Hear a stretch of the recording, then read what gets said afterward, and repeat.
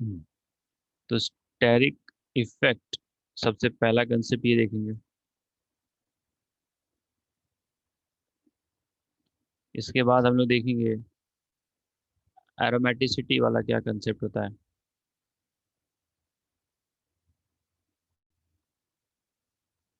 Okay, after that we'll see the stability of an intermediates, types of intermediate and its stability order.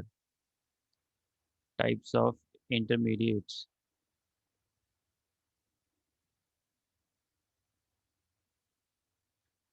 and its stability order.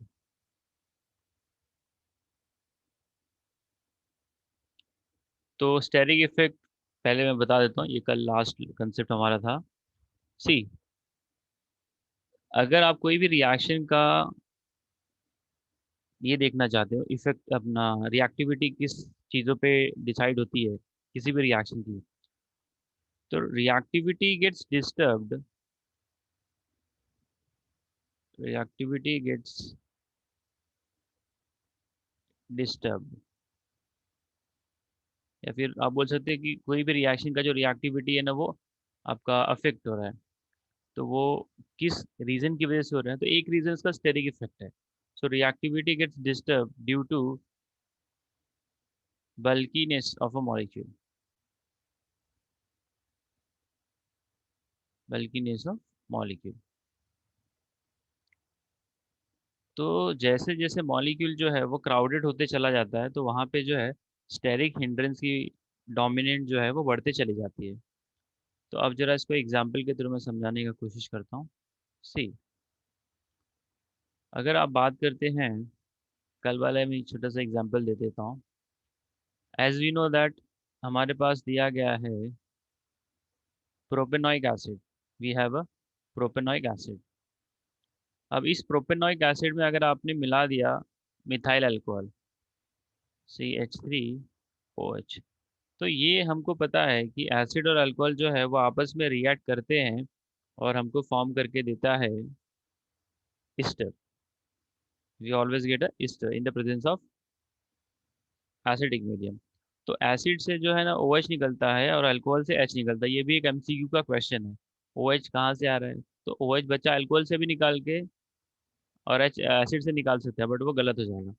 तो OH जो है यहाँ से निकलता है acid से, और H अल्कोहल से निकलता है, तो ये दोनों आपस में कंबाइन हो जाते हैं and we get a final product like this, CH3CH2 C double bond O bond CH3। तो इसका नाम है मिथाइल प्रोपेनॉइट, मिथाइल प्रोपेनॉइट।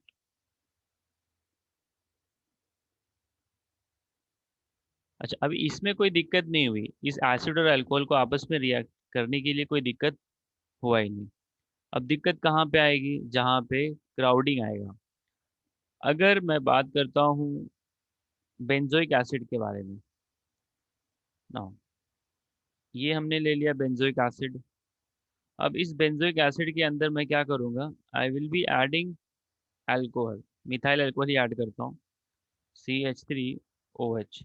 तो जैसा कि बच्चों आप लोगों को ये पता रहेगा, एसिड से OH निकलता है और अल्कोहल से H निकलता है। इसको रट्टा ही मार लो, इसका भी अपना मैकेनिज्म है, जब जरूरत पड़ेगी तो मैं बताऊंगा कैसे जाता है ये।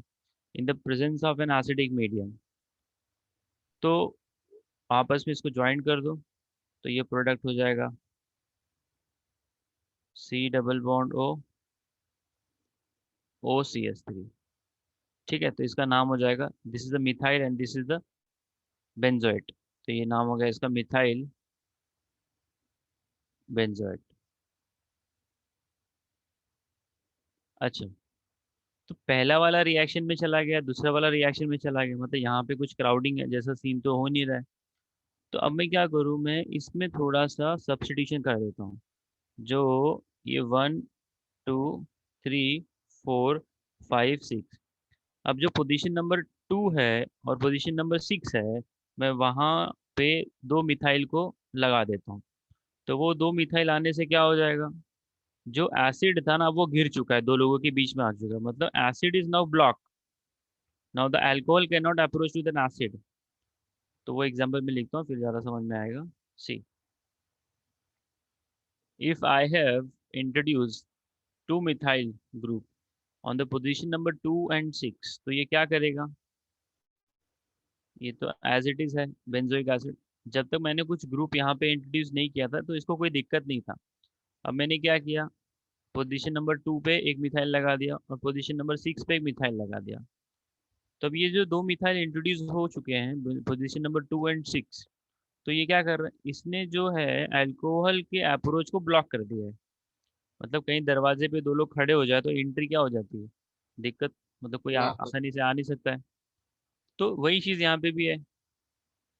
तो CH3OH सोचता है भाई मैं इधर अप्रोच कर लूँ, लेकिन ये जो 2 मिथाइल है ना उसको घुसने नहीं देते, तो ये जो है रिएक्शन नहीं जाएगा, नो रिएक्शन। तो अब ये रिएक्शन में नहीं जा रहा है, तो इसके पीछे का जो रीज़न है वो क्या है, स्टेरिक हिंड्रेंस है। Steric hindrance. Steric hindrance. तो ये तो एक एग्जाम्पल दिया मैंने, ऐसे बहुत सारे एग्जाम्पल है। एक और एग्जाम्पल मैं आपको दे देता हूँ, ठीक है। अब अगर आपने लिया है, just 1 minute, let me add the people in the waiting. हाँ, मान लीजिए आपके पास जो है एक रिएक्शन आता है एरोमेटिक अमाइंस के अंदर, अगर आपने ऐड कर दिया Na NO2, जैसे कि सैंडवियर रिएक्शन आपने पढ़ा था। अब एरोमेटिक अमाइन जो लिया आपने, एरोमेटिक अमाइंस लिया आपने, उसके अंदर आपने क्या ऐड कर दिया, Na NO2, that is sodium nitrite plus HCl plus ice. तो ये जब तीनों चीज़ों को आप मिलाओगे ना, तो ये जो अमाइन था ना वो बन जाता है डायazonium सॉल्ट, डायazonium सॉल्ट। तो अभी भी जो है मैं दो एग्जाम्पल देता हूँ, ठीक है। तो डायजोनियम सॉल्ट का आपका फॉर्मेशन हो पाएगा कि नहीं हो पाएगा, हो पाएगा तो वो कौन सी इसमें जाएगा, कंडीशन में जाएगा। तो एग्जाम्पल जो है कुछ ऐसा बनेगा, यू हैव दिस नाइट्रोजन है, ठीक है। अभी यहाँ पे क्या होगा, आपने यहाँ पे लगा दिया CH3 तो इसको कोई प्रॉब्लम नहीं है, N comma N dimethyl aniline ये भाई चला जाएगा। अब मैं क्या करूँगा, जो पोजीशन नंबर 2 है और पोजीशन नंबर 6 है, उसकी जगह पे मैं मिथाइल लगा देता हूँ, मतलब इसको और क्या कर दूँ, स्टेरिकली हिंडर्ड कर दूँ। तो यहाँ पे जो है CH3, यहाँ पे लोन पेयर आपने 2 नंबर पे मिथाइल लगा दिया और 6 नंबर पे मिथाइल लगा दिया। तो अब जो पहला वाला एग्जाम्पल है और दूसरा वाला एग्जाम्पल है, तो अगर आपसे कोई पूछेगा कौन सा कंपाउंड जो है डाइजोनियम या फिर कपलिंग रिएक्शन कर सकता है, तो फर्स्ट वाला। पहला वाला करेगा। फर्स्ट वाला। First first. तो उसका उसका जो क्या बोलते हैं रीजन है ना, वो बड़ा ये है सिंपल, मतलब स्टेरिक हिंड्रेंस ही यहाँ पे रीजन है। एक और एग्जाम्पल देता हूँ मैं। तो ये तीनों एग्जाम्पल जो है काफ़ी इंपॉर्टेंट है। पहला वाला जो दिया, अभी जो सेकंड अमाइंस का इसका दिया।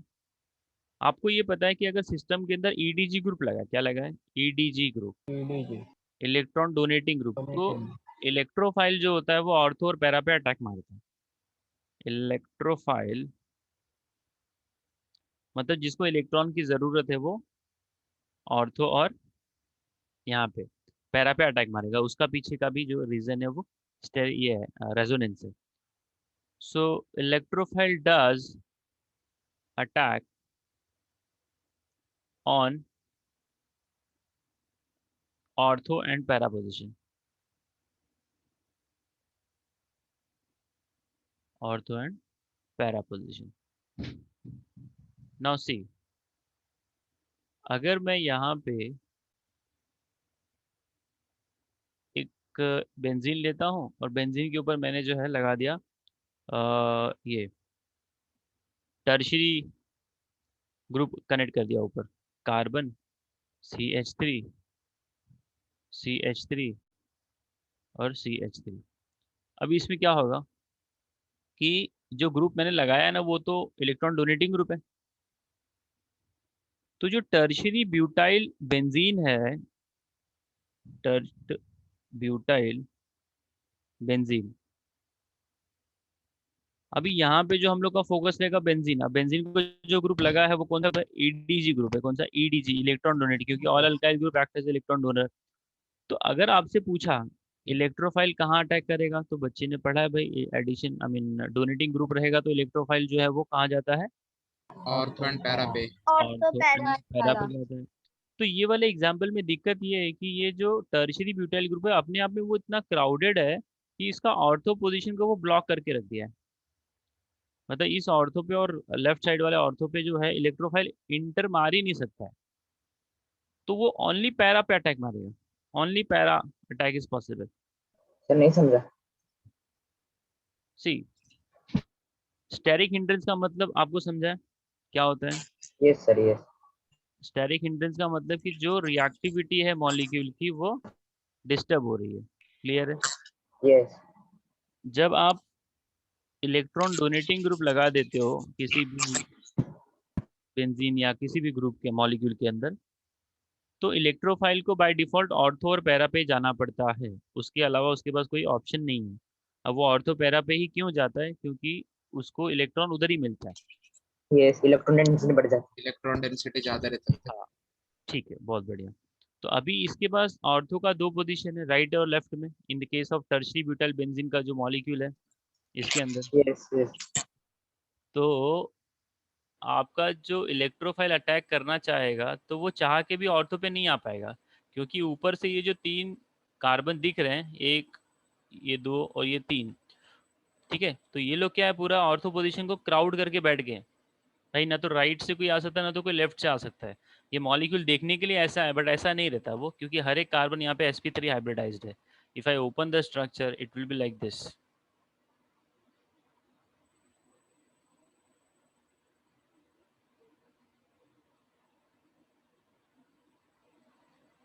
सर जैसा इस हाइब्रिडाइजेशन बढ़ेगा वैसा क्राउडीनेस कम होगा ना।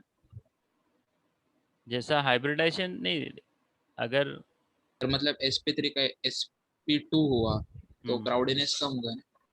हाँ, क्योंकि ऑर्बिटल्स वहाँ पे कम इन्वॉल्वमेंट ले रहे हैं।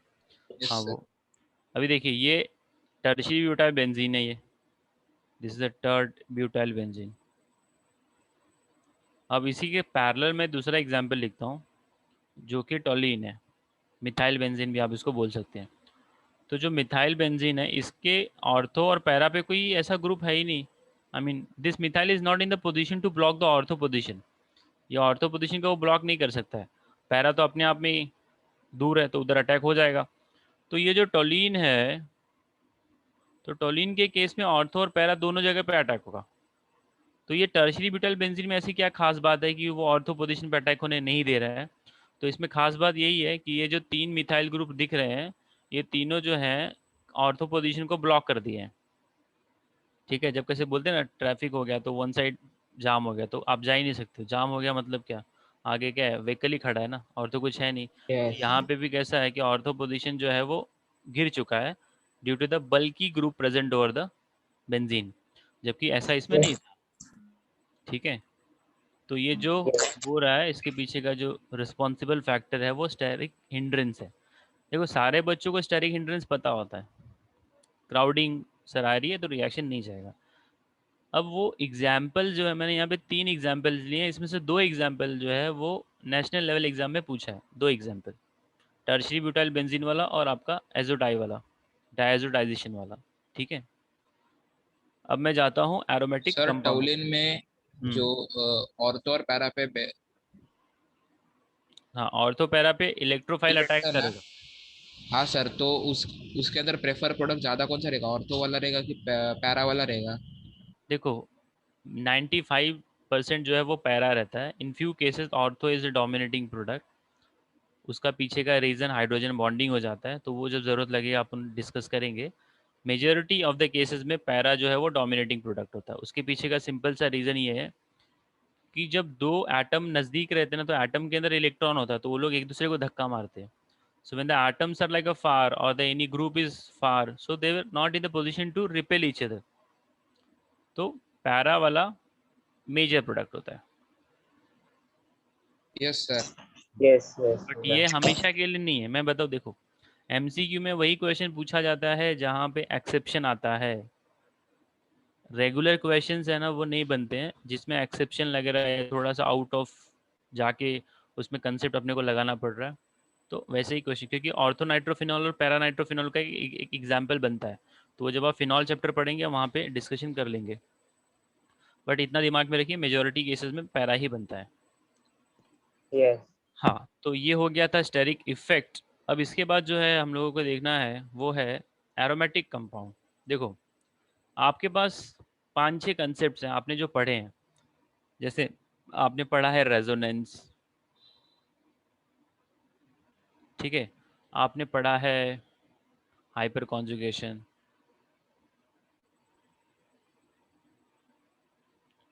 आपने पढ़ा है इंडक्टिव इफेक्ट, ठीक है, फिर एक आता है एरोमेटिसिटी। तो ये जो फैक्टर्स हैं 4 मैंने लिखे हैं, तो इसमें भी एक ऑर्डर होता है।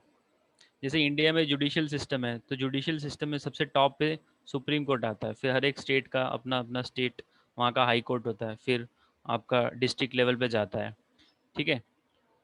तो यहाँ पे जो है सबसे टॉप पे जो इफेक्ट लगता है ना वो लगता है एरोमेटिसिटी।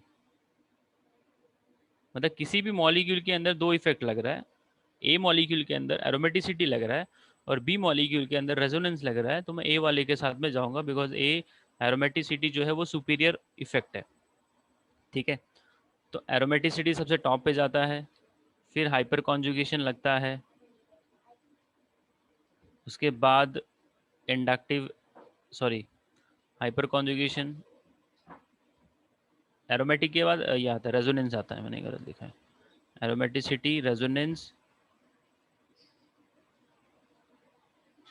फिर हाइपर कॉन्जुगेशन, लास्ट में इंडक्टिव आता है। ये ऑर्डर दिमाग में रखिएगा आप लोग। क्यों? क्योंकि जब आपको एक ऑप्शन पिकअप करना होता है कि कौन सा ऑप्शन ज़्यादा स्टेबल है, तो हम लोग यही चीज़ अप्लाई करते हैं। हाँ, ए ऑप्शन में एरोमेटिसिटी का कंसेप्ट लग रहा है, बी ऑप्शन में रेजोनेंस का कंसेप्ट लग रहा है, तो हम लोग एरोमेटिसिटी वाले को प्रेफरेंस दे देते हैं। लास्ट में आएगा इंडक्टिव, ठीक है। अब इधर देखिए, एरोमेटिसिटी कौन कौन से मॉलिक्यूल्स उस कैटेगरी में आते हैं, मतलब what are the conditions required for any compound to become an aromatic compound, और उनकी क्या खास बात होती है, तो वो ज़रा समझने का कोशिश करते हैं हम लोग। सी, सबसे पहली बात तो जो आपने 11 में पढ़ा होगा एरोमेटिसिटी, तो एरोमा एक टर्म होता है, ये सब खाली बोलते हैं ना बैकग्राउंड क्रिएट करने के लिए हम लोग ये सब बताते हैं, ये सब पूछा नहीं जाता है। Nobody is going to ask in the entrance exam what is a aroma, वो बच्चे को पता है। एरोमा का मतलब होता है अच्छी स्मेल वाला कंपाउंड। तो जितने भी आपके परफ्यूम्स एंड ऑल होते हैं, परफ्यूम का जो भी इंडस्ट्री है ना उसके अंदर aromatic compounds, majority of the compounds are the aromatic family से वो लोग आते हैं। अच्छा, तो अभी जो कंपाउंड एरोमेटिक बनना चाहता है तो उसको कुछ नियम कायदा फॉलो करना पड़ेगा। तो उसका जो रूल्स एंड रेगुलेशन है वो ये है, सीपीसी प्लस हकल्स रूल।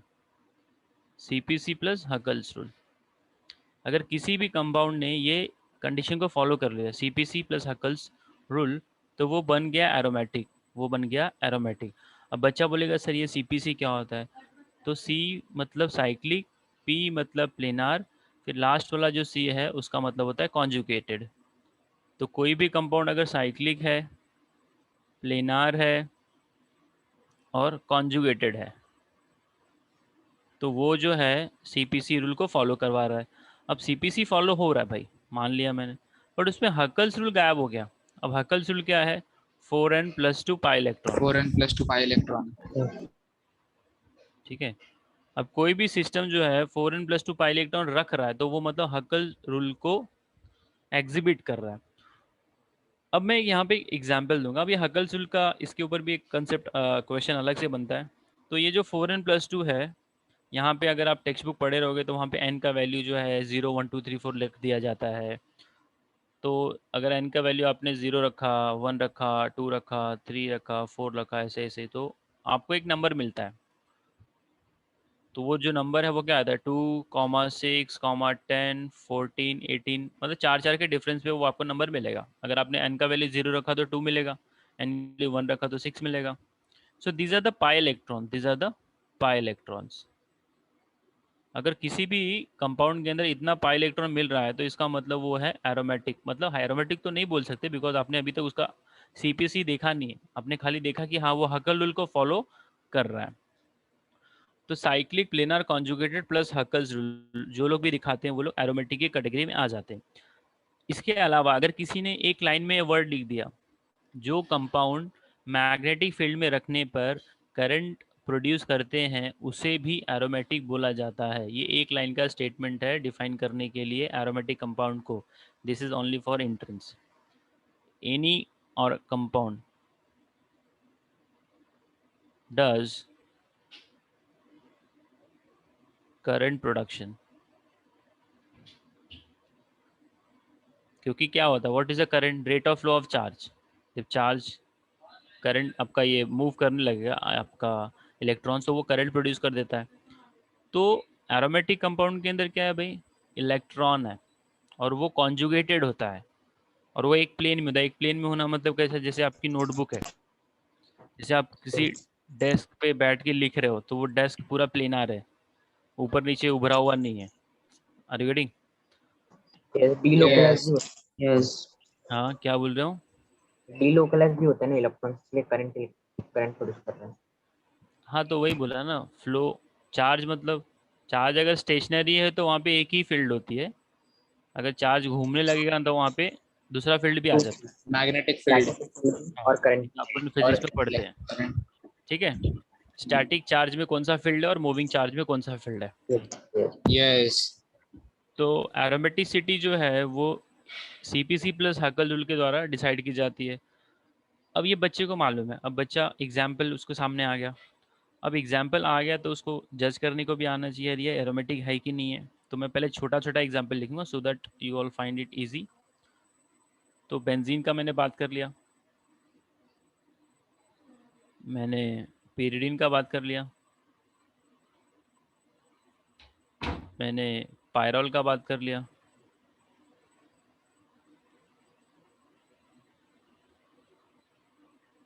मैंने नैफ्थलीन का बात कर लिया, नैफ्थलीन, एंथ्रासिन, फिनैंथ्रासिन, ये सब आपने पढ़ा है। नैफ्थलीन तो देखा रहेगा सबने, वाइट वाली बॉल्स जो आती है।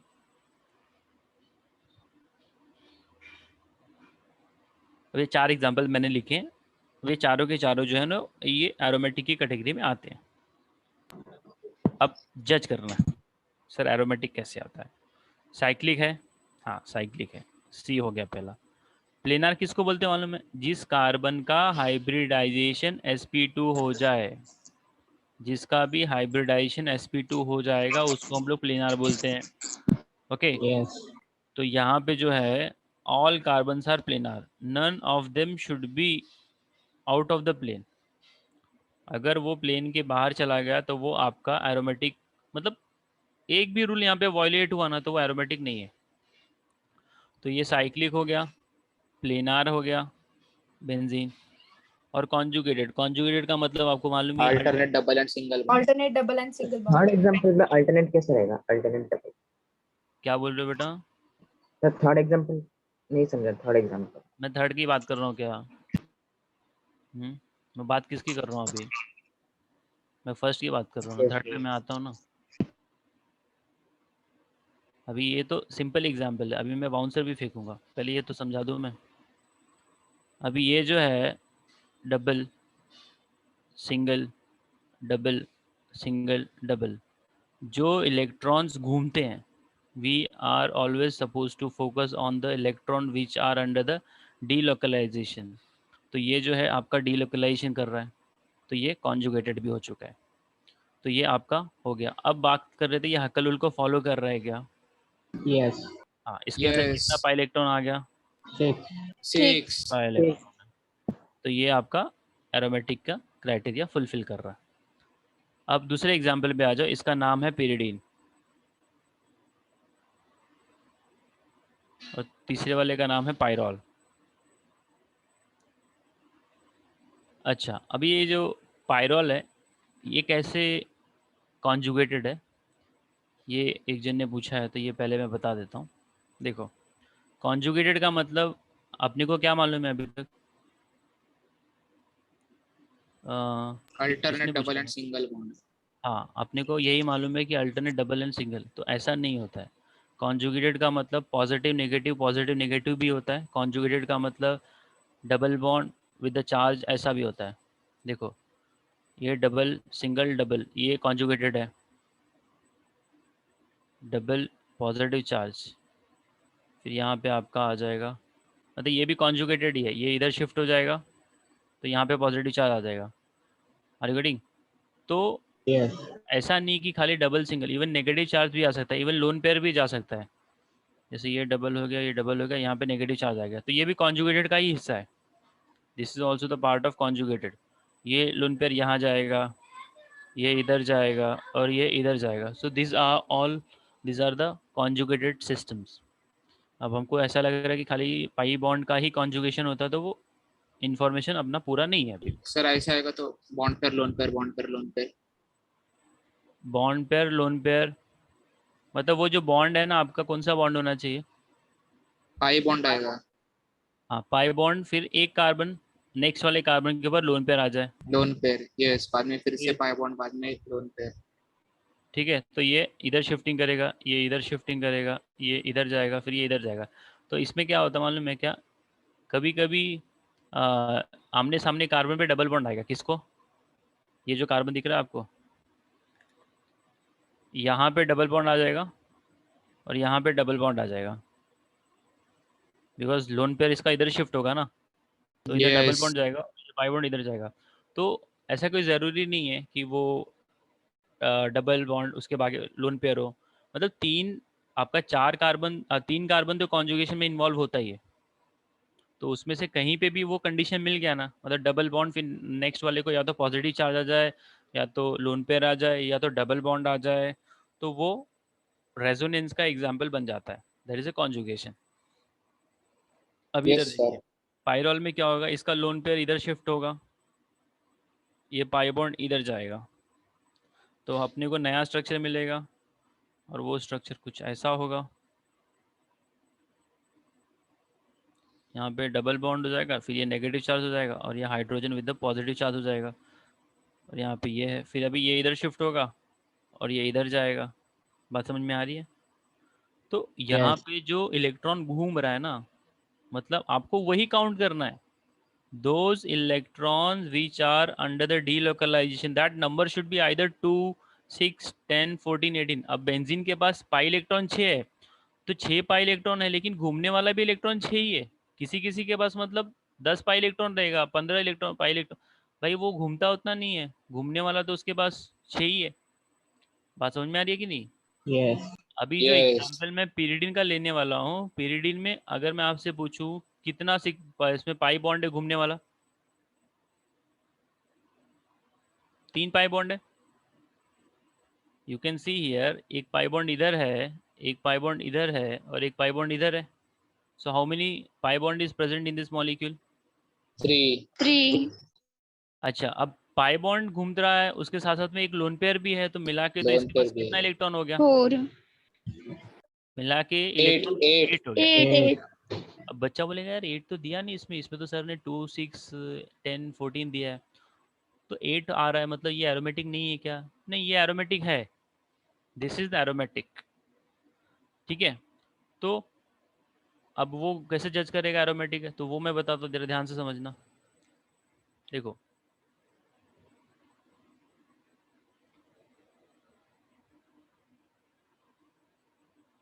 इसके अंदर जो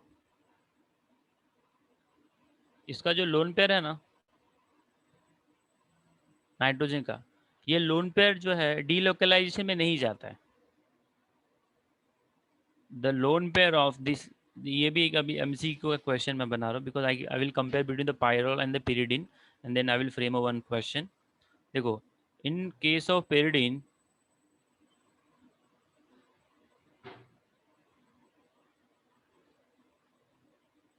the lone pair present on the nitrogen, the lone pair present on nitrogen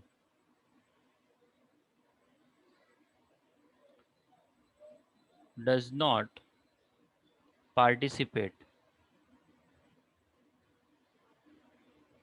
in resonance, that is a delocalization.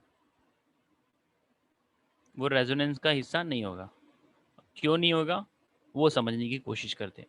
जो पायरोल था, पायरोल का अपना नाइट्रोजन के ऊपर का लोन पेयर तो हिस्से रेजोनेंस में चला गया, उसका लोन पेयर जो है इधर शिफ्ट हुआ, मतलब वो रेजोनेंस का हिस्सा बन रहा है। But when you are talking about the pyridine, तो pyridine का जो नाइट्रोजन है ये वाला, उसका लोन पेयर जो है वो रेजोनेंस में नहीं जा रहा। तो उसके पीछे का रीज़न क्या है वो ज़रा समझने का कोशिश करते हैं। देखो,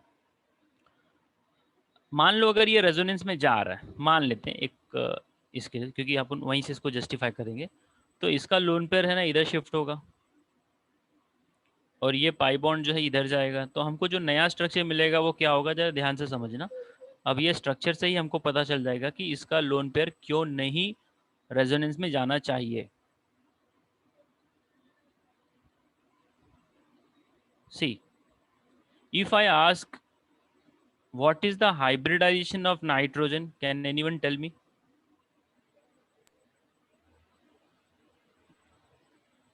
जो pyridine में sp मैंने, हाँ very good, it is sp। सभी को समझ में आया sp कैसे बन रहा है? You got only 2 sigma bond present over Yes. the nitrogen, so that's why it is a sp। sp अच्छा, अगर इसका हाइब्रिडाइजेशन sp हो गया तो इसका बॉन्ड एंगल क्या हो जाएगा? 180 डिग्री 180। Very good.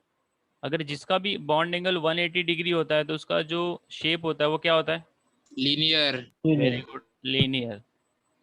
तो ये तो यार साइक्लिक है, ये जो स्ट्रक्चर दिख रहा है ये तो साइक्लिक है ना। Yes. यस तो अगर इसने अपना लोन पेयर दिया बगल वाले को तो वो sp बन जा रहा है। अगर वो sp बन रहा है तो वो लीनियर हो जाएगा। अगर वो लीनियर हो जाएगा तो जो साइक्लिक कैरेक्टर है वो डिसअपियर हो जाएगा। बात समझ में आ रही है कि नहीं? Yes.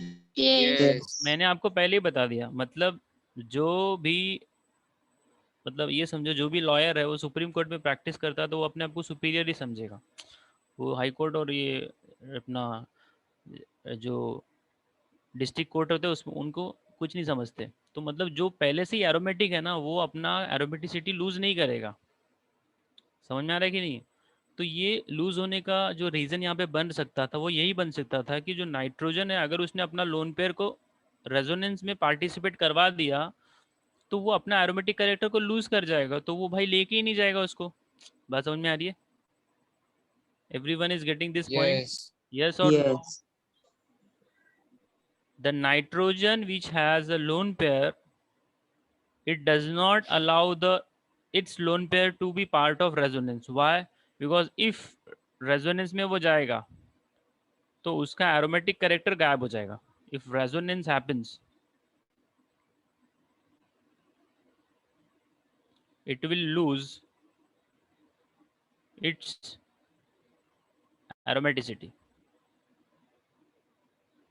मतलब जो pyridine है ना वो अपना aromatic character को lose कर देगा। तो at the cost of aromaticity, pyridine will not involve its lone pair in delocalization. Is this point clear to everyone?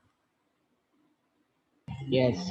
हाँ, अभी ध्यान से समझना जो क्वेश्चन मैं अभी लिखने वाला हूँ, ये क्वेश्चन भी पूछा गया है तो मैंने दोनों को साथ में लिखा है। pyridine और पायरोल में आपको वो लोग क्वेश्चन ये पूछते हैं कि कौन सा मॉलिक्यूल, कौन सा कंपाउंड जो है वो बेसिक है, and you know what is the base. हमारे पास बेस का कितना डेफिनेशन है? 3 डेफिनेशन है according to 3 theory, Arrhenius, Lowry Bronsted and the Lewis. ठीक है, ये 3 लोगों ने जो है एसिड बेस का डेफिनेशन दिया था।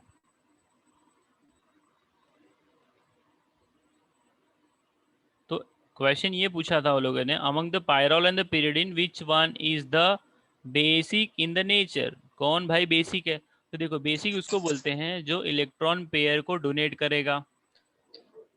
हमारे पास 3 डेफिनेशन है, ये नहीं पढ़ा है आप लोगों ने अभी तक? आप लोगों को पता है तीन theory, Lowry Bronsted, Arrhenius and Lewis का थ्योरी, यस और नो? लेविस का नो, पता लेविस का पता है। लेविस का पता है। हाँ ठीक है, अभी मैं बता देता हूँ। देखो हमारे पास तीन थ्योरी है जो बताती है कि ये कंपाउंड एसिड होगा, ये कंपाउंड बेस होगा। तो सबसे जो पहला थ्योरी है वो आर्रेनियस का थ्योरी है। अब आर्रेनियस ने क्या बोला, जो भी सब्सटेंस है वो पानी के अंदर अगर H+ आयन देगा उसको एसिड बोलते हैं, और जो OH- आयन देगा उसको बेस बोलते हैं। ये किसने बोला? आर्रेनियस ने बोला। Those compounds which does donation of H+ ion in water is more important, वो एसिड है। फिर लोगों ने आर्रेनियस को पूछा भाई पानी में देगा तो ही एसिड है क्या? अल्कोहल में दिया, केरोसिन में दिया, डीजल में दिया, तो क्या वो एसिड नहीं है क्या? तो इसकी थ्योरी को आ गया लिमिटेशन। फिर दूसरा थ्योरी आता है, that is the Lowry Bronsted. तो लॉरी ब्रॉन्स्टेड की थ्योरी ने अपना जस्टिफिकेशन दिया। Proton donor is an acid and proton acceptor is a base. H+ को वैसे भी हम लोग प्रोटॉन ही बोलते हैं, H+ मतलब प्रोटॉन होता है, बट आर्रेनियस ने उसका नाम नहीं बताया था प्रोटॉन। उसने बोला था कि H+ ion donor is acid and OH- ion donor is a base. ये आर्रेनियस का थ्योरी था। लॉरी ने बोला कि भाई proton donor is an acid and proton acceptor is a base. Proton donor is an acid and proton acceptor is a base. ठीक है। फिर लोगों ने बोला, आप लोगों ने प्रोटॉन और OH के बारे में बात कर लिया, what about AlCl3, what about Na+, what about Cl-, मतलब ऐसे लोगों के बारे में क्या है? जब आप बोलते हो ना लुईस एसिड, जैसे कि आपने पढ़ा होगा फ्रीडल क्राफ्ट रिएक्शन के अंदर लुईस एसिड हम लोग यूज़ करते हैं, FeCl3, AlCl3, तो वो क्या है? तो फिर लुईस पिक्चर में आता है और लुईस बताता है इलेक्ट्रॉन पेयर एक्सेप्टर, जो इलेक्ट्रॉन को एक्सेप्ट करेगा, जो इलेक्ट्रॉन को विड्रॉ करके अपने पास रखेगा। लुईस थ्योरी में electron pair acceptor is the electron pair acceptor is acid and electron pair donor is a base.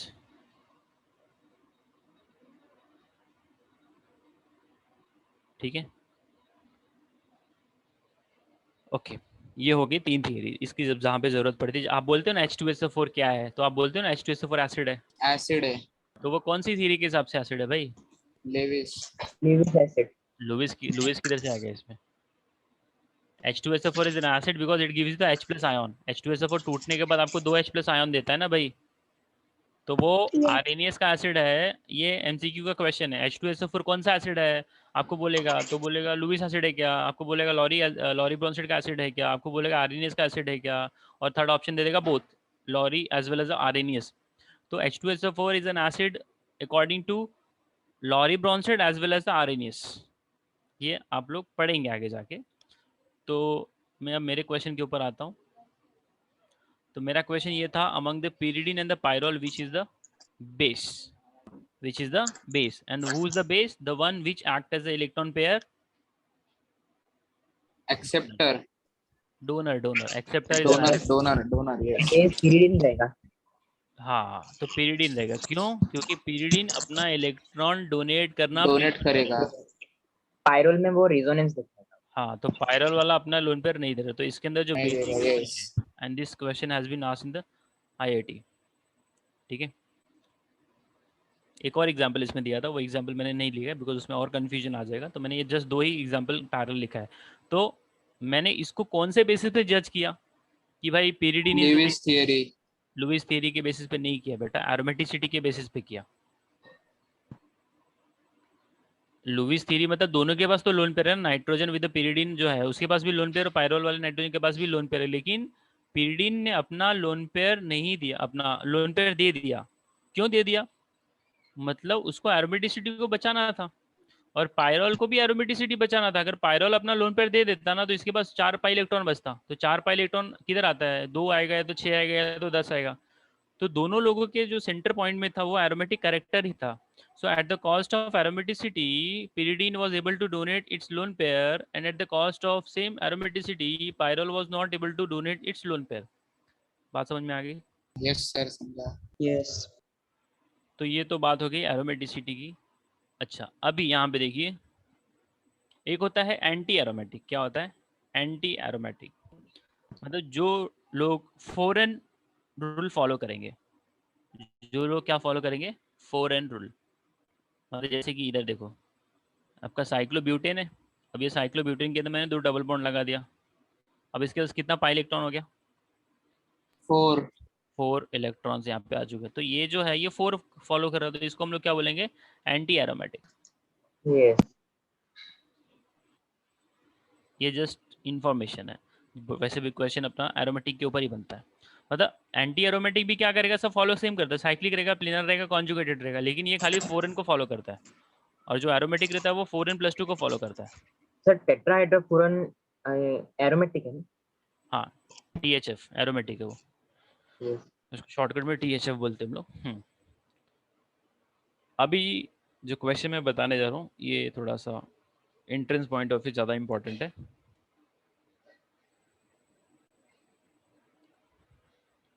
साइक्लोप्रोपीलियम carbocation. साइक्लोप्रोपीलियम carbocation. एक ही एग्जांपल मैं दे रहा हूँ, जस्ट आपको जो अभी मैंने बताया वो क्लियर हुआ है कि नहीं वो पूछने के लिए, समझने के लिए मैं ये दे रहा हूँ। तो आपको जस्ट मुझे बताना है ये एरोमेटिक है कि नहीं है। इज इट एरोमेटिक और नॉट? नहीं है सर। पक्का? क्यों नहीं है बेटा? शुभम? सर हक्कल रूल फॉलो नहीं कर रहे। हकल रूल के हिसाब से इधर क्या आना चाहिए था? कर रहा है। टू टू पाई इलेक्ट्रॉन से 2 पाई इलेक्ट्रॉन से। फैंटास्टिक। बाय इलेक्ट्रॉन से sir. Yes, it is aromatic. ये हकल रूल को भी फॉलो कर रहा है ना। आपके पास पाई इलेक्ट्रॉन तो 2 ही दिख रहा है ना। यस। अब ये कॉन्जुगेशन में भी है, अभी इसमें है, तो अभी क्या होगा ना, ये पाई इलेक्ट्रॉन इधर जाएगा तो नया स्ट्रक्चर क्या मिलेगा? ये मिलेगा। और फिर इधर आ जाएगा, फिर अगले वाले स्ट्रक्चर में ये पाई इलेक्ट्रॉन इधर जाएगा तो नया स्ट्रक्चर अपने को ये मिलेगा। तो जो पॉजिटिव चार्ज है वो तीनों कार्बन पे घूम रहा है। एक बार यहाँ पे था, दूसरी बार इधर है, तीसरी बार इधर है, तो इसी को तो बोलते हो ना डीलोकलाइजेशन। यस। तो cyclopropenium yes. Carbocation is an aromatic compound and this question has been asked. अब जो 4n+2 है इसके अंदर जो है ना ये n का वैल्यू क्या है, ये भी क्वेश्चन पूछा गया। What is the meaning of an n? Integer रहता है। इंटीजर होता है 0 1 2। हाँ, अपन यही पढ़ के बैठे और ये क्वेश्चन आएगा और उधर लिखा रहेगा इंटीजर और अपन टिक कर देंगे। ठीक है, अभी सुनो। n का मतलब होता है number of conjugated diene. Number of diene आप समझ सकते हो। डाइन का मतलब 2 डबल बॉन्ड, ऐसा कॉन्जुगेटेड डाइन्स। समझ में आ रहा है? जैसे ये बेंजीन था ना, तो बेंजीन के अंदर कैसा है, एक डबल बॉन्ड इधर है। अल्टरनेट। हाँ, तो आपको जज करना है कि उसके पास कितना कॉन्जुगेटेड डाइन है। एक कॉन्जुगेटेड डाइन है कि 2 है कि 3 है, तो वहाँ पे n सर का। डाइन का फिर से बताओ ना मतलब। हाँ बता रहा हूँ। What is the meaning of n? Number of conjugated double आपका diene. Number of conjugated diene. Di मतलब 2 हो जाता है, इन मतलब डबल बॉन्ड। 2 डबल बॉन्ड उसके पास है क्या, वो आपको देखना है, और वो भी कितना है। जैसे कि ये देखो, ये कॉन्जुगेटेड है बट ये डाइन नहीं है ना, ये ट्राइन है। क्या है? ट्राई नहीं। यस। टाइन है। समझ आ रहा है? ये ट्राइन है, लेकिन हमको जरूरत पड़ेगी तो हम लोग क्या करेंगे, बोलेंगे ये तो डाइन के केस में बन रहा है ना। दो। यस। तो यस। कॉन्जुगेटेड डाइन कितना बन रहे हैं यहाँ पे? One. 1। 1। Very good, there is only 1 conjugated diene. Sir नहीं समझा। डाइन का मतलब क्या होता है? Double bond.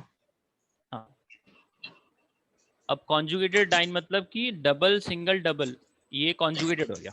यस सर समझा। तो वो कितना बन रहा है, या तो तुम इसको ले लो या तो तुम इसको ले लो। ये दोनों में से कोई एक ही पिकअप करोगे ना तुम, दोनों तो पिकअप नहीं होगा। Yes yes. तो आपको कॉन्जुगेटेड डाइन देखना होता है। तो अब मैं आता हूँ बेंजीन के ऊपर। किधर जाता हूँ? बेंजीन के ऊपर। तो इंटरेस्ट में वो लोग ने यही क्वेश्चन पूछा है, what is the N stand. तो अपने को एन लगता है इंटीजर है और उधर ऑप्शन में इंटीजर लिखा रहेगा, तो वो लोग अपने से 2 कदम आगे का सोच के ही MCQ में कोई ये डाल देते हैं ऑप्शन। तो जब आप बेंजीन देखते हो या फिर आप जब एंथ्रासीन देखते हो, या फिर सॉरी नैफ्थलीन है, ये एंथ्रासीन है। तो इसमें जो है हमको जज करना है नंबर ऑफ डाइन्स। तो देखिए यहाँ पे जो n का वैल्यू है, अब मैं किसी एक को ही पिकअप कर सकता हूँ ना। 1. 1, 1 1, हाँ वेरी गुड। इसमें कितना है? 2, 2 2, वेरी गुड। इसमें कितना है? 3 3, 3, समझ में आएगा। अब ये जो है ये भी आपका एरोमेटिक है, साइक्लोप्रोपिलियम कार्बोकैटायन, बट इसके अंदर n का वैल्यू क्या लिया आपने? 0. 0 लिया ना। 0 0, 0. समझ में आ रहा है कि नहीं? तो n का Yes. वैल्यू मतलब यस इंटीजर नहीं है, n का वैल्यू मतलब उसके अंदर कितना नंबर ऑफ कॉन्जुगेटेड डाइन है, नंबर ऑफ कॉन्जुगेटेड डाइन। तो एरोमेटिक का कंसेप्ट सभी को क्लियर हुआ? Yes. yes, yes sir. इन्हें किसी को कोई डाउट रहेगा तो बोल सकते हैं आप लोग। चलो ठीक है, अब हम लोग जाएंगे रिएक्शन इंटरमीडिएट्स के ऊपर। अब इंटरमीडिएट जो होता है वो बॉन्ड कैसे टूट रहा है वो डिसाइड करता है। अगर बॉन्ड जो है होमोलिटिकली टूटेगा तो आपको रेडिकल मिलेगा, अगर radical bond Radical. Heterolytically break करेगा तो वो कार्बोकैटायन और कार्बन Carbon आयन। आयन देगा yes Carbon. The breaking, sir हाँ बोलिए। इसके अंदर कॉन्जुगेटेड डाइन्स ज्यादा रहेगा तो स्टेबिलिटी ज्यादा रहेगा, ऐसा है क्या? कॉन्जुगेटेड डाइन जितना ज़्यादा रेजोनेंस जिस मॉलिक्यूल को मिलता है ना, उसका स्टेबिलिटी उतना बढ़ जाता है। Yes sir the breaking and the making of bond. देखो ऑर्गेनिक बहुत ज़्यादा वास्ट है, क्योंकि एक ये किसी किसी क्वेश्चन में कैसा दो दो कंसेप्ट लगता है, तो वो स्टेज में भी अपन पहुँचे नहीं है। जब आप एमसीक्यू सॉल्व करेंगे ना तो वहाँ पे दो दो कंसेप्ट भी लगेगा, तो वो धीरे धीरे एब्जॉर्ब करेंगे, अपन सडनली उस पर जंप नहीं कर सकते। तो पहला फाउंडेशन एकदम स्ट्रॉन्ग कर लेते हैं, then you will start solving the MCQ, तो अब तुमको मज़ा आएगा। हाँ एमसीक्यू सॉल्विंग में you will enjoy it. The breaking and the making of a bond, if the bond is getting, अच्छा जो ब्रेकिंग होता है ना ये होता है एंडोथर्मिक, ये भी एक थर्मोडायनेमिक्स का क्वेश्चन है। Breaking is endo and making is एक्सो।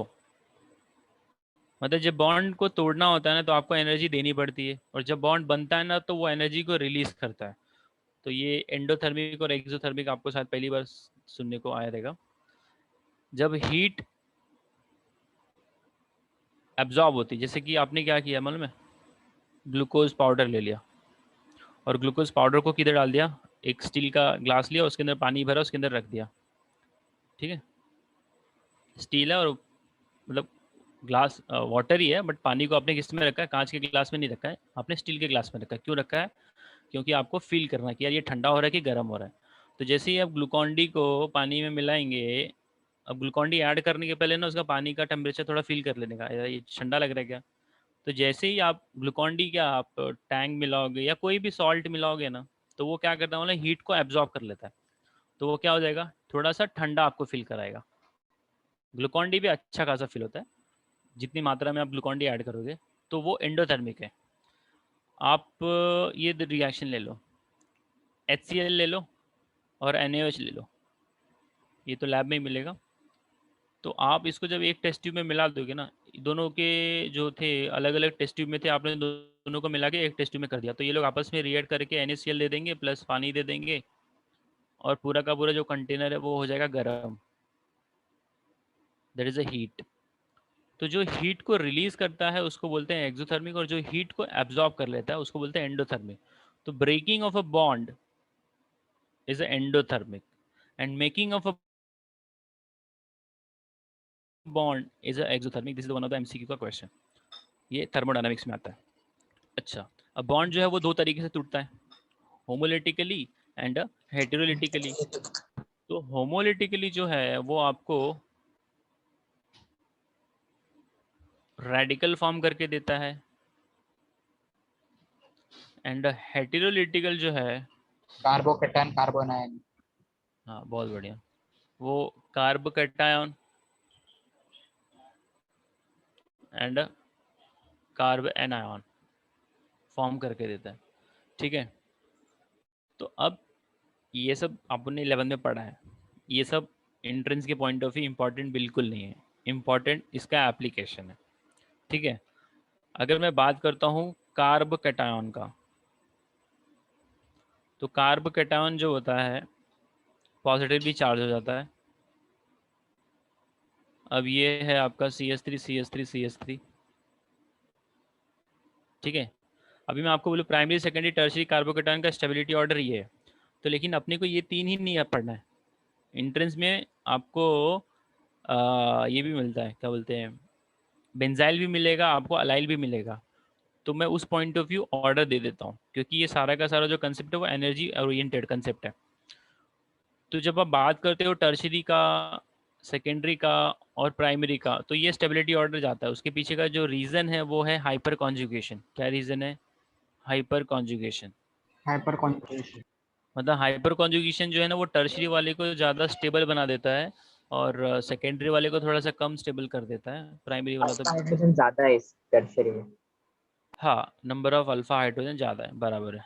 अभी इधर देखो, अगर आपके पास आ जाए बेंजाइल कार्बोकैटायन ऑल्सो, मतलब इस लिस्ट के अंदर बेंजाइल कार्बोकैटायन भी ऐड हो जाए और अलाइल कार्बोकैटायन भी ऐड हो जाए, ठीक है,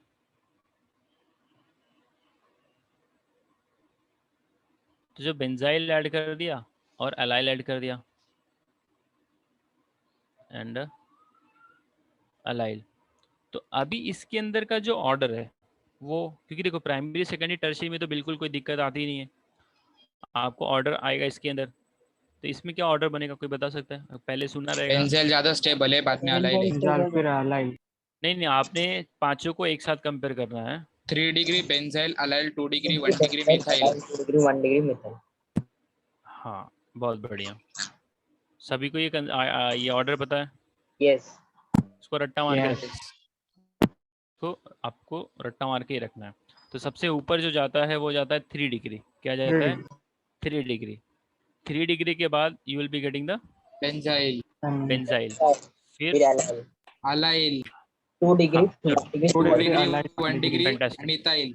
हाँ बहुत बढ़िया। अभी मेरे को ये बताओ कि 2 डिग्री में ऐसा कौन सा चीज़ का कमी रह गया कि अलाइल वाला उससे आगे निकल गया स्टेबिलिटी के मामले में? आपने बोला ना अलाइल जो है, allylic carbocation is more stable then 2 degree. तो अभी जो अलाइलिक वाला है उसमें कौन सा चीज़ एक्स्ट्रा है, या फिर 2 डिग्री कार्बोकेटायन में कौन सा चीज़ का कमी है कि वो उसके पीछे आ गया? ये मेरे को बताने का कोई कोशिश करेगा? सर अलाइल में नंबर ऑफ अल्फा हाइड्रोजन ज्यादा है, ओके ओके, हाइपर कॉन्जुगेशन ज्यादा होगा, अच्छा और क्या बन सकता है भाई? और अलाइल, कॉन्जुगेशन भी ज्यादा होगा इधर। अलाइल में हाइपर कॉन्जुगेशन कैसा बनेगा भाई? नहीं हाँ, होगा सर। हाइपर कॉन्जुगेशन अलाइल में नहीं आएगा भाई, तो तुमको हाइपर कॉन्जुगेशन हाँ नहीं हाँ, मिल गया। Yes yes yes. कोई बोलना चाहेगा? देखो मैंने स्टार्टिंग में बताया था, मतलब बॉस कौन होता है?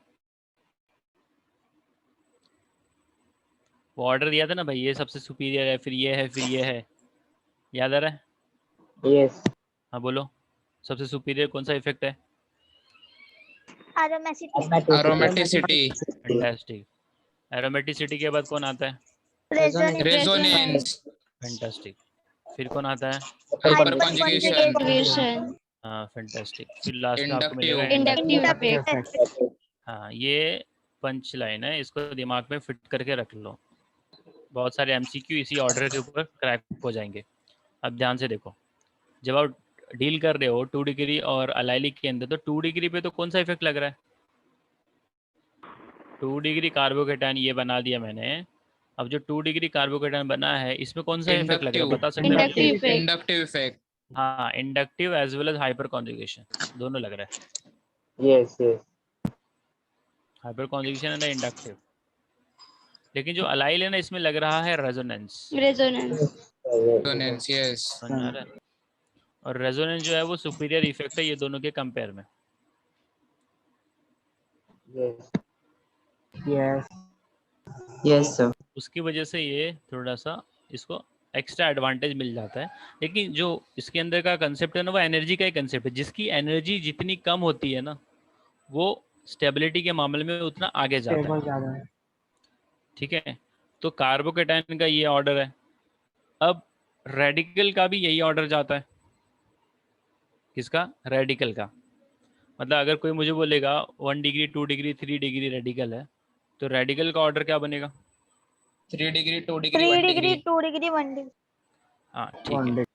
अच्छा, अगर मैंने कार्ब एनायन ले लिया और कार्ब एनायन में मैंने ये पांचों ले लिया था, पांचों मतलब समझ रहे हो? मैंने बेंजाइल में यहाँ पे लिख रहा हूँ benzyl carbanion, allyl carbanion, 3 degree carbanion, 2 degree and then 1 degree carb anion.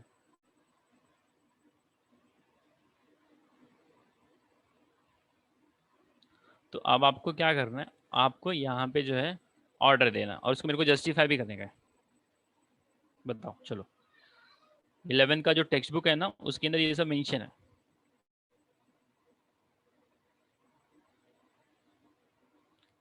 सोचो और बताओ जल्दी से।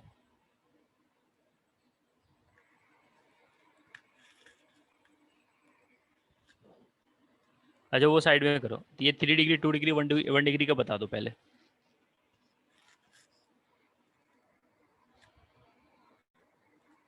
थ्री डिग्री 2 डिग्री 1 डिग्री में ज़्यादा स्टेबल कौन है? 1 degree. हाँ 1 डिग्री। 1 डिग्री। हाँ तो 1 डिग्री ज़्यादा स्टेबल क्यों है? अब ये भी बता दो। बराबर है, आपका आंसर राइट है। इलेक्ट्रॉन डेंसिटी कम है आजू बाजू। अच्छा अभी देखो, आइडियली जो नेगेटिव चार्ज वाला बंदा है उसको इलेक्ट्रॉन का ज़रूरत नहीं है, समझ रहे हो? Yes. और ये लोग कैसा है, इनका काम ही है इलेक्ट्रॉन देने का। भाई मेरा पेट पहले से भरा है, मेरे को कोई खाने को देगा तो मुझे नहीं पसंद आएगा, कुछ भी दे दे वो। तो ये ऑलरेडी जो कार्बन है सेंटर वाला वो ऑलरेडी रिच है, तो इसको ये मिथाइल इलेक्ट्रॉन दे रहा है, ये भी दे रहा है, ये भी दे रहा है, तो उसको धक्का मार के पीछे कर देगा वो। Repulsion होगा। यस। तो जितना ज़्यादा लोग इलेक्ट्रॉन देने जाएंगे मतलब उसको इरिटेशन हो जाएगा। मतलब लॉजिक है ना, आपका पेट ज़्यादा भरा है, है। आपको 4 लोग लाके खाना देंगे तो मतलब नहीं चाहिए भाई मेरे को। यही सीन यहाँ पे भी है। तो carbon with a negative charge always repels the electron when they getting the electron. तो इसमें सबसे ज़्यादा स्टेबल हो जाएगा CH3 माइनस, फिर 1 डिग्री, फिर 2 डिग्री, फिर 3 डिग्री। समझ में आ रही बात? यस। अच्छा ये तो बच्चे लोग क्लियर कर लिया आप लोगों ने। अब बेंजाइल कार्बन आयन और अलाइल में क्या भाई है, क्या बोलते हो?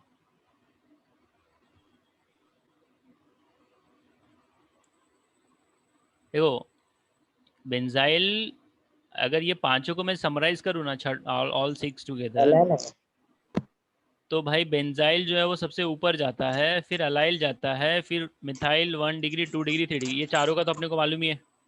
Yes. ये चारों में यस। मिथाइल पहले है, फिर 1 डिग्री है, फिर 2 डिग्री है, फिर 3 डिग्री है। लेकिन ये चारों के ऊपर भी जो सुपीरियर है ना वो है बेंजाइल बॉस है, फिर अलाइल है, फिर मिथाइल है 1 डिग्री 2 डिग्री 3 डिग्री। दिमाग में फिट कर लो। बेंजाइल, हाँ बेटा, बेंजन कार्बोकेटाइन ज्यादा स्टेबल क्यों रहेगा कार्बन है? हाँ ज़्यादा स्टेबल क्यों रहेगा? अभी ये जो रीज़न दिया ना मैंने ऊपर, ये सर एरोमेटिक है वो। एरोमेटिक नहीं है रे, उसमें रेजोनेंस लग रहा है। एरोमेटिक्स। उसमें रेजोनेंस लग रहा है ना, बाकी सब में क्या है, इलेक्ट्रॉन को धक्का मार के भगा दे रहा है वो लोग। बट बेंजाइल कार्बेनन का स्टेबिलिटी ऑर्डर ज़्यादा इसलिए है क्योंकि उसके अंदर नेगेटिव चार्ज को घुमाने का कैपेसिटी है। इधर देखो, ये आपका बेंजाइल कार्बेनन है,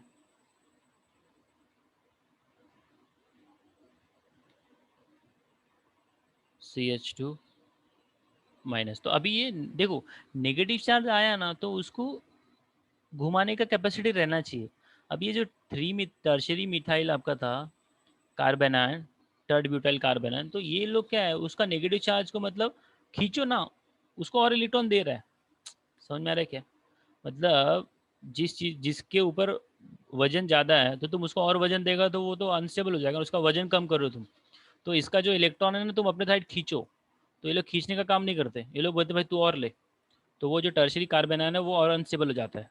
तो इसमें कैसा है ना, ये जो आपका बेंजाइल कार्बन आयन है इसके ऊपर जो नेगेटिव चार्ज है, if you imagine negative charge as a burden और एज अ लॉट ऑफ ये वेटेज, तो इसका जो वेटेज है ना ये लोग खींचते हैं, भाई तुम इधर आ जाओ, तुम्हारा जो हेडेक है वो कम हो जाएगा। तो ये कुछ ऐसा हो जाता है। तो उसने उसके इलेक्ट्रॉन को वहाँ से हटा दिया, तब ये कार्बन है भाई ना, उसको रिलीफ मिल गया, हाँ भाई चलो भाई, मतलब कॉमन लैंग्वेज में अपन बात कर रहे हैं। फिर ये इधर जाएगा और ये इधर जाएगा, मतलब जो उसका नेगेटिव चार्ज था वो पूरा रिंग के ऊपर घूम रहा है, तो उसको हेडेक कम हो चुका है, तो उसकी वजह से इसकी स्टेबिलिटी जो है ज़्यादा है, जबकि इसके पहले में ऐसा नहीं हो रहा था। तो ये जो हो रहा है ये है क्या आपका, what is this effect? Resonance. हाँ, तो रेजोनेंस की वजह से ये समझ में आ रहा है। यस सो अलाइल बेंजाइल, अब देखो अलाइल के कंपेयर में बेंजाइल ज़्यादा स्टेबल क्यों है, ये भी एक क्वेश्चन बन सकता है ना, क्योंकि इसके पास रेजोनेंस की मात्रा ज़्यादा है, ये ज़्यादा हद तक रेजोनेंस करता है, जिसमें जितना ज़्यादा रेजोनेंस बढ़ेगा ना वो उतना ज़्यादा स्टेबल होते चला जाता है। और आपको पता है ना रेजोनेंस जो है वो डिस्टेंस के साथ में और अच्छा होते जाता है। यस तो मैंने फंडामेंटल्स तो क्लियर कर दिए हैं, अगर आपको इसके अलावा भी कुछ ऐसा लगता रहेगा कि sir I need this kind of concept to be get clarified, because sir meta directing, para directing. Sir अच्छा हाइपर कॉन्जुगेशन और क्लियर करो। ओके, हाइपर कॉन्जुगेशन मतलब मैं वही बता रहा हूँ अभी, आप लोग है ना सब, क्योंकि नोट डाउन करके पहले रख लो, because when I will start solving the MCQ, if you have this क्या बोलते हैं, मतलब नोट डाउन करके पहले से वो कंसेप्ट रखा है ना आप लोगों ने, तो मैं नेक्स्ट क्लास में फटाफट क्लैरिफाई कर दूंगा, बिकॉज मेरे को जितना करने का था मैंने थोड़ा थोड़ा तौर पे करवा दिया, उतना डिटेल में मैं घुसा नहीं हूँ, बिकॉज एप्लीकेशन आप लोगों ने उतना किया नहीं है, तो वो एप्लीकेशन हम लोग एमसीक्यू में करेंगे। Sir ortho para Meta directing group. Ortho Meta and the para directing, okay ठीक है। और क्या है, किसी का कोई डाउट है? सर हाइपर कॉन्जुगेशन हाइपर एक बार, कॉन्जुगेशन तो अपन ने 2 बार 3 बार डिस्कस कर लिया है। सर एक बार क्लियर करो, क्लियर नहीं हुआ। अच्छा क्लियर नहीं, तुम लोगों ने टेक्स्ट बुक पढ़ा है? Yes sir. अच्छा ठीक है, देखो ऑर्थो पैरा डायरेक्टिंग क्या होता है, शुभम ने पूछा है, वो बता देता हूँ मैं। सर एक बार सब स्लाइड्स प्रीव्यू कर देना ना, स्क्रीनशॉट लेना था, बीच करेंगे। चलो ठीक है, देखो ऑर्थो पैरा डायरेक्टिंग मतलब क्या होता है कि जब आप कोई ऐसा ग्रुप लगा देते हो, अब आपने जो है इलेक्ट्रॉन डोनेटिंग ग्रुप जो होता है ना, इलेक्ट्रॉन डोनेटिंग ग्रुप, मान लीजिए यहाँ पे आपने लगा दिया OH और यहाँ पे आपने लगा दिया NO2, तो बच्चे को ये समझ में आएगा यार ये जो OH है इसका काम क्या है। इलेक्ट्रॉन डोनेटिंग ग्रुप है। ग्रुप में हाँ, इलेक्ट्रॉन डोनेटिंग ग्रुप है, तो उसको जो नेगेटिव चार्ज है वो उसको ऑर्थो पैरा पे दिखेगा, तो यस वो क्या करेगा, इसका रेजोनेंस निकालेगा, तो रेजोनेंस निकालेगा तो इसके पास 2 लोन पेयर है, एक लोन पेयर इधर जाएगा फिर ये इधर जाएगा, तो नेगेटिव चार्ज इधर आ गया, so this is double bond H with the positive charge. अब अगले स्ट्रक्चर में ये इधर जाएगा और ये इधर आएगा, तो उसको ये ऑब्जर्वेशन हो रहा है कि जो नेगेटिव चार्ज है वो ऑर्थो और पैरा पे ही जा रहा है, तो वो अपने मन मुताबिक नहीं जा रहा, उसको कोई रेगुलेट कर रहा है। मतलब मेरे हाथ में रिमोट कंट्रोल है तो मैं जो चाहूँगा वही चैनल देखूंगा ना, तो यहाँ पे जो इलेक्ट्रॉन घुमाने का जो कंट्रोल है ना वो OH के पास है, तो वो घुमा रहा है कौन सा पोजीशन पे, ऑर्थो और पैरा पे घुमा रहा है, तो मैं ऑर्थो इसके पैरा। बोलूँगा OH जो है वो ऑर्थो पैरा डायरेक्टिंग ग्रुप है। समझ में आ रहा है? ये समझा। मतलब इलेक्ट्रोफाइल अटैक मारेगा तो अपने मन मुताबिक वो इधर पे नहीं जा सकता है, बात समझ में आ रही है? तो जितने लोग भी इलेक्ट्रॉन देने का काम करते हैं वो लोग हमेशा ये करते हैं, ऑर्थो पैरा डायरेक्टिंग होते हैं। समझ में आ गई इलेक्ट्रॉन बात? डेंसिटी हाँ, इलेक्ट्रॉन डेंसिटी वो लोग बढ़ा देते हैं ऑर्थो पैरा पोजीशन के ऊपर। और जब इलेक्ट्रॉन विड्रॉइंग ग्रुप लगेगा ना, जैसे कि NO2 लग जाए या फिर एल्डिहाइड लग जाए, कल शायद हम लोग ने पढ़ा था इंडक्टिव इफेक्ट का ऑर्डर, तो अगर वो सब ग्रुप लगेगा ना, या -R वाला कोई ग्रुप लगेगा, तो वो लोग क्या करते हैं, इलेक्ट्रॉन खींच लेते हैं। तो जब इलेक्ट्रॉन खींच लेंगे तो क्या होगा, ऑर्थो और पैरा के ऊपर पॉजिटिव चार्ज आएगा। मेटा पे नेगेटिव आएगा। नहीं, नेगेटिव नहीं आएगा, मेटा पे नेगेटिव नहीं आएगा, मेटा पे कोई चार्ज ही नहीं आएगा। तो हम लोग हाँ ये हाँ जज करते हैं, यस अरे यार जब मेटा पे कोई चार्ज नहीं है तो ऑर्थो पैरा तो पॉजिटिव दिखा रहा है, इसका मतलब मेटा उसके कंपेयर में थोड़ा सा ज़्यादा रीच है, रिच है यस तो वो यस सर, मेटा पे अटैक मारता है। समझ में आ रही बात? Yes sir. यस ओके, मैं स्लाइड को जरा एक बार मूव कर लेता हूँ, जिसको स्क्रीनशॉट लेना है वो ले सकता है। मतलब लेक्चर के टाइम पे ले लिया करो फटाफट।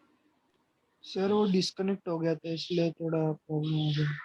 चलो फटाफट स्टार्टिंग से करता हूँ, ले लो।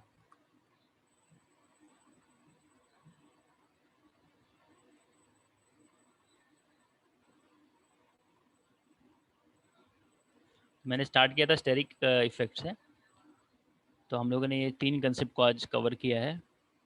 हो गया आपका screenshot? Is it done? Yes sir, yes. Now go for this one.